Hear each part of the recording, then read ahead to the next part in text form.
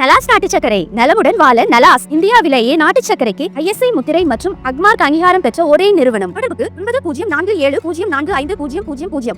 தேச நலனை விட்டுக் கொடுத்து எந்த ஒரு நாட்டுடனும் வர்த்தக ஒப்பந்தத்தை இந்தியா மேற்கொள்ளாது என்று வர்த்தக மற்றும் தொழில்துறை அமைச்சர் பியூஷ் கோயல் திட்டவட்டமாக தெரிவித்துள்ளார். டெல்லியில் நடந்த வேர்ல்ட் லீடர்ஸ் ஃபோரம் நிகழ்ச்சியில் கலந்து கொண்டு பேசிய பியூஷ் கோயல், இந்தியாவுக்கும் தொழில்துறைக்கும் எந்த பாதிப்பும் ஏற்படாத வகையில்தான் சர்வதேச நாடுகளுடன் வர்த்தக ஒப்பந்தங்கள் மேற்கொள்ளப்படும்.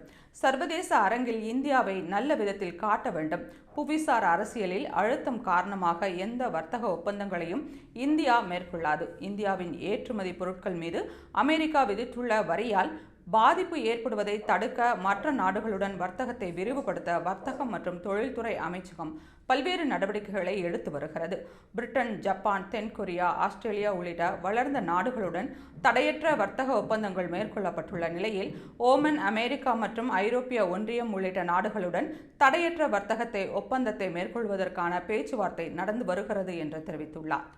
இந்தியாவில் தொழில் செய்பவர்களில் கம்ப்ளைண்ட்ஸ் மற்றும் ரெகுலேட்டரி சுமையை குறைப்பதற்காக ஜன் விஸ்வாஸ் மசோதா 2.0வில் 355 பிரிவு குற்றமாக மாற்றப்பட்டுள்ளது என்றும் வரும் நாட்களில் சம்பந்தப்பட்டவர்களுடன் கலந்து ஆலோசிக்கப்பட்டு 1355 பிரிவுகளை குற்றமற்றதாக அறிவிக்க திட்டமிடப்பட்டுள்ளது என்றும் தெரிவித்துள்ளார்.